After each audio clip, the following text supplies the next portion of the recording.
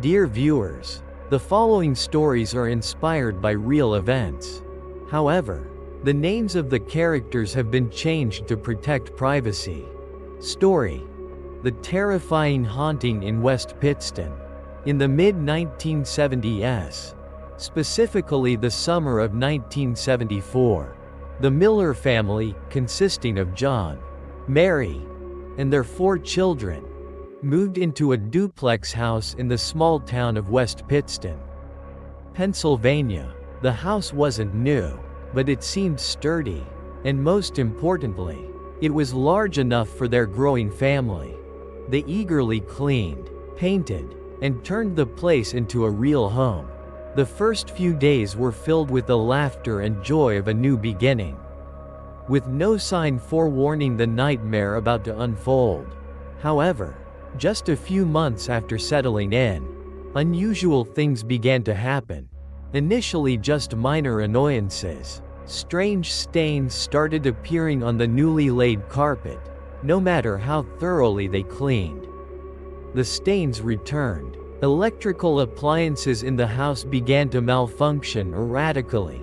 The newly bought TV turned itself on and off. The radio suddenly crackled with unpleasant noises in the middle of the night. John, a practical man, attributed it to the house's old wiring system. "It's probably just electrical issues," he told Mary, trying to dismiss the worried look on his wife's face.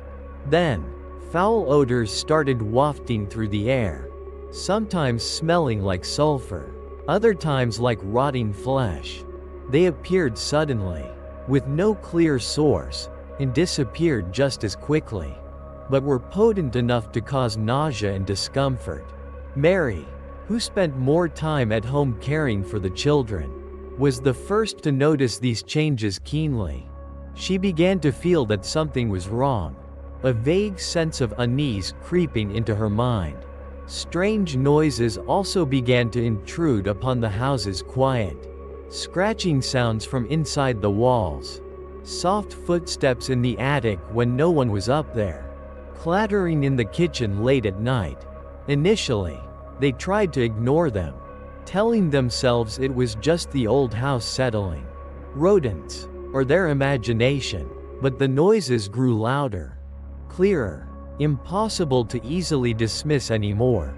The family dog also started behaving strangely, often barking aggressively at empty spaces, or whining and cowering in fear in certain corners of the house.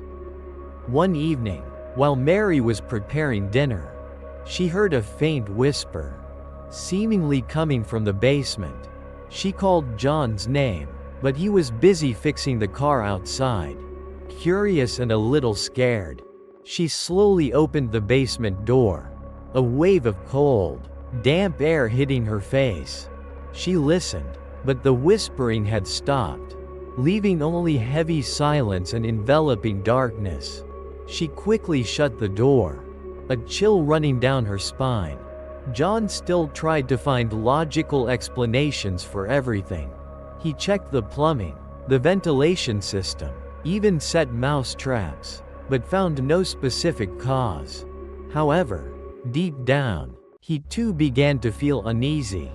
Too many strange things were happening simultaneously. Mary's worried eyes, the children's unconcealed fear, and the very creepy feeling he sometimes got when alone in the house, all made it impossible for him to completely deny that something was wrong. The first truly alarming incident happened to their eldest daughter. One night, she woke up feeling her bed shaking violently. Terrified, she screamed for her parents. When John and Mary rushed into the room, the bed was still vibrating slightly before stopping completely. There was no earthquake, no one else in the room. The girl sobbed, recounting the terrifying sensation of being awakened by an invisible force. That was the first time both John and Mary couldn't find any explanation. Not even a forced one. The first cracks in the family's sense of security had appeared. The house they once considered a sanctuary now began to take on a more sinister shade. Doubt gradually gave way to anxiety, and a question started creeping into their minds. Could this house be haunted? The question hung in the air, heavy and menacing. The strange events were no longer minor annoyances, they escalated alarmingly, becoming much clearer and more frightening.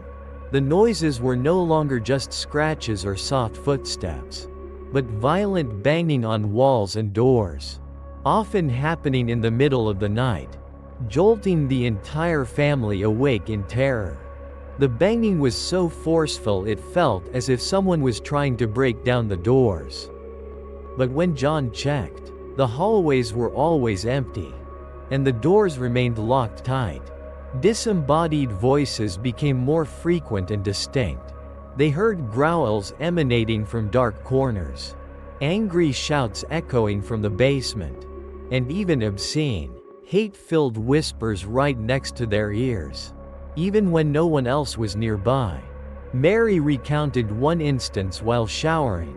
She heard a hoarse voice right behind the shower curtain, uttering disgusting words. She ripped the curtain open in panic, but no one was there, only steam and enveloping fear. The temperature inside the house became extremely erratic. Some areas would suddenly turn freezing cold, so cold they could see their breath, while other areas became uncomfortably hot and stuffy. These cold spots often moved, appearing and disappearing unpredictably, but frequently concentrated in the children's bedrooms and the upstairs hallway. This chill wasn't just about temperature, it carried a sense of gloom, heaviness. Shadowy figures began appearing more frequently in the family members' peripheral vision. Initially just fleeting shadows, they gradually became more distinct, visible for a few seconds before vanishing. John, watching TV late one night, saw a tall, dark figure standing at the end of the hallway. It seemed shapeless, just a solid black mass, silently watching him. When he rubbed his eyes and looked again, it was gone, but the image, and the feeling of being watched by something inhuman, was seared into his mind. Objects in the house started moving in more frightening ways. It wasn't just small items falling. Heavier objects were thrown violently across rooms. A chair would suddenly be overturned. Knives and utensils in the kitchen were flung out of drawers. Once, while the family was eating dinner, the chandelier hanging above the table began swinging violently, as if about to fall on their heads. They hastily fled the dining room in panic. Mary seemed to become the primary target of the harassing activities. She frequently felt touched by invisible, cold hands. One night, she woke up feeling someone pulling her hair. Another time, she felt a heavy weight pressing down on her chest, making it difficult to breathe, as if someone was sitting on her. She became debilitated by chronic sleep deprivation and fear, living in a constant state of extreme stress. "It wants me," she whispered to John through tears. "I feel it around me all the time." The children were not spared from the haunting either. They spoke of seeing the shadow man in their bedrooms, of their toys moving on their own, of hearing whispers calling their names from inside closets. They became terrified of being alone, afraid of the dark, and suffered frequent nightmares. The house was no longer a safe haven for them but had transformed into a place filled with invisible horrors. Fear now completely gripped the Miller family. They no longer tried to find rational explanations. They knew they were dealing with a supernatural force, a hostile entity that was becoming increasingly bold. Peace had utterly vanished, replaced by a tense, suffocating atmosphere and constant terror. They felt trapped in their own home, besieged by darkness. The nightmare in West Pittston entered a new, darker, and more horrifying phase as the invisible entities ceased merely frightening and began direct physical and psychological assaults on the Miller family. The harassment became brutal and deeply personal. John became the target of clear physical attacks. Besides the mysterious scratches similar to those in other haunting cases, he was also pushed by unseen forces. Once, while fixing pipes under the sink, a strong force suddenly knocked him backward onto the floor, his head hitting the cabinet lightly. He saw no one but clearly felt the intent to injure him. Another night, while sleeping, he was lifted out of bed and thrown violently onto the floor. He was hurt and horrified, realizing this force possessed terrifying physical strength. Mary endured even more gruesome forms of attack, deeply invasive and humiliating. She recounted, in utter horror and shame, being sexually assaulted by an invisible entity at night. She felt the disgusting presence, the cold touches, and the painful violation, but could not see her attacker, could not resist. These experiences left her completely broken mentally, feeling defiled and powerless. It doesn't just want to scare me," Mary sobbed to John. "It wants to destroy me." Other family members were not safe either. The eldest daughter described a cold hand grabbing her leg and trying to pull her out of bed. Another son saw a distorted, malevolent face appear in the bathroom mirror while he was brushing his teeth. These experiences instilled extreme fear in the children's young minds. Visual apparitions became clearer and more terrifying. They no longer saw just shadows, but more concrete forms, albeit fleetingly. Mary described seeing a tall, pitch-black humanoid figure, featureless, standing in the corner of the bedroom. John saw a creature resembling a pig with glowing red eyes staring at him from the kitchen window. These images were so horrific, so irrational, that they began to doubt their own sanity. The psychological assault was relentless. They constantly heard mocking, insulting, and threatening words. The entity seemed to know their deepest fears and preyed on them. It whispered things that made them doubt each other, sowing discord and despair. The atmosphere in the family grew heavy, tense, and the bonds between members were strained to the limit. Sleep became a luxury. No night passed entirely peacefully. If it wasn't the banging, it was the screams, or the sensation of being touched, or horrific nightmares. They became physically and mentally exhausted, with dark circles under their eyes, their bodies weary. Prolonged sleep deprivation further increased their sense of confusion and fear. The house now resembled a living hell. Every corner could hide danger. Every noise could signal a new attack. They lived in constant fear, feeling hunted in their own home. Hopes for a peaceful life had completely vanished, replaced by desperation and the question of whether they could survive this nightmare. John and Mary realized they could no longer face this force alone. It was too powerful, too evil.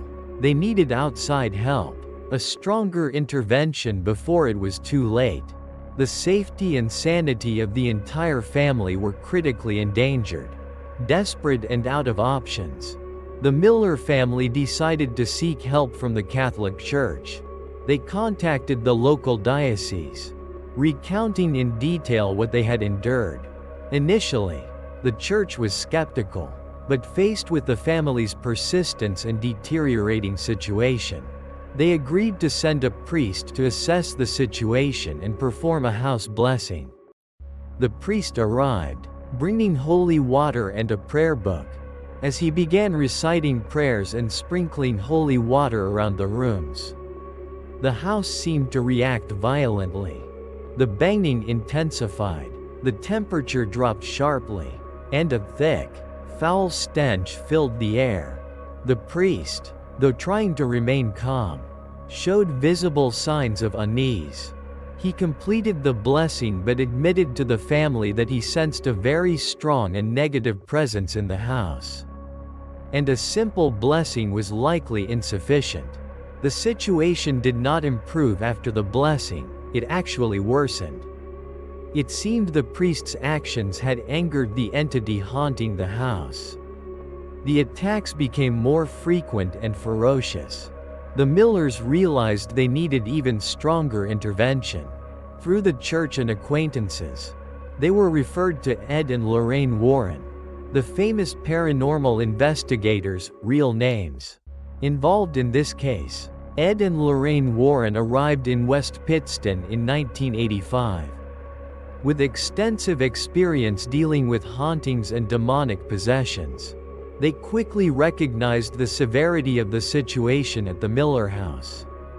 Lorraine, a clairvoyant, immediately sensed the presence of multiple malevolent entities, including one particularly powerful and dark entity she believed to be demonic in nature.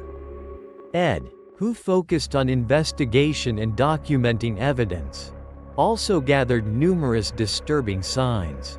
The Warrens conducted multiple investigations in the house, using recording devices, cameras, and conducting in-depth interviews with the family.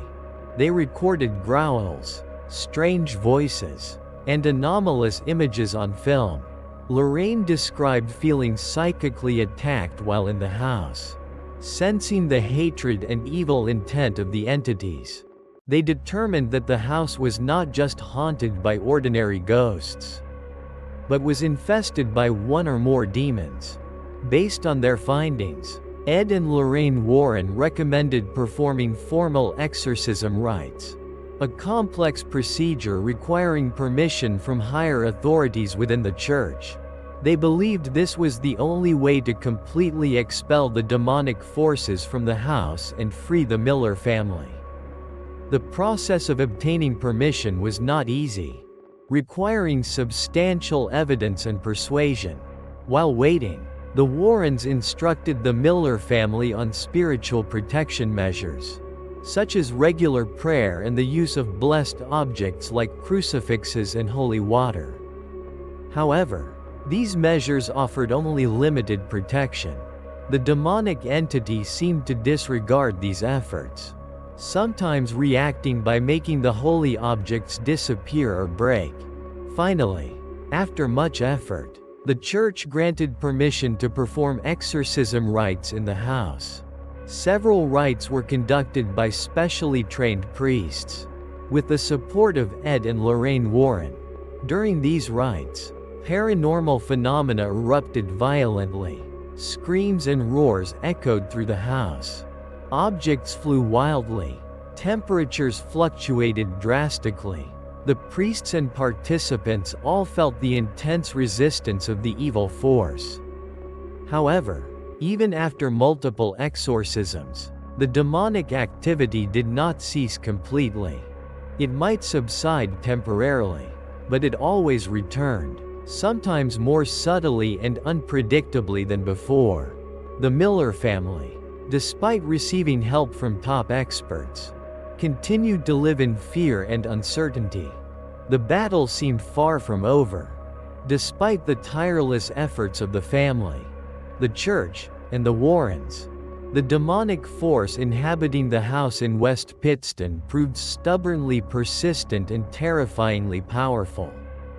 The exorcism rites seemed only to temporarily repel or weaken it, not destroy it entirely.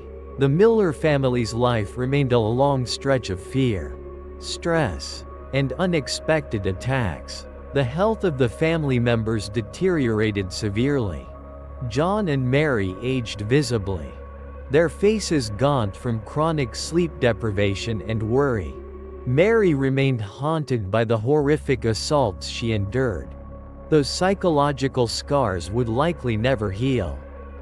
The children also bore deep wounds. The innocence of their childhood had been stolen by constant fear. They became withdrawn, easily frightened, and struggled socially. Faith in salvation began to waver. They had done everything possible, sought help from the most authoritative and experienced people. Yet there seemed to be no escape. The feeling of helplessness and despair grew stronger. The house, instead of being a home, had become a prison holding them captive in a vortex of horror. They realized that perhaps the only way to truly escape this nightmare was to leave the house forever. The final decision was made in the late 1980s. After more than a decade of living with the haunting, although it was incredibly difficult to abandon the house and everything connected to it, the family's safety and mental health were paramount. They could not endure living in this earthly hell for another day. Leaving was not an act of failure, but an act of self-preservation, an effort to reclaim their lives. The move was carried out quietly and somberly. They took only what was truly essential, leaving behind most of their belongings, things that had been with them throughout those terrifying years. As the truck carrying them rolled away from the street, no one dared to look back at the house one last time. They just wanted to get as far away as possible, leaving behind the darkness and obsession that had plagued them for so long. After leaving West Pittston, the Miller family moved elsewhere, trying to rebuild their lives from scratch. They gradually found peace again, but the horrific memories and psychological scars remained, a constant reminder of what they had been through. They rarely spoke of those events anymore, trying to bury them deep in the past. The story of the Miller family and the haunted house in West Pittston became one of the most famous and well-documented paranormal cases in the United States. It was turned into books and movies and became the subject of countless debates. Many remain skeptical, but for the Miller family and those who witnessed it firsthand, it was an undeniable, terrifying reality. The house in West Pittston, after the Millers left, continued to be the subject of rumors and curiosity. It is unclear whether the demonic force still resides there or if it has moved on. But the Millers' story forever stands as a frightening testament to the existence of dark forces. The battle between good and evil playing out in our world, and the extraordinary resilience of the human spirit when facing unimaginable horror. That was a truly haunting and intense story. I hope it met your expectations. If you enjoy exploring the chilling, hidden corners of the real world, please subscribe to the channel to continue this journey with us. Thank you, and see you again.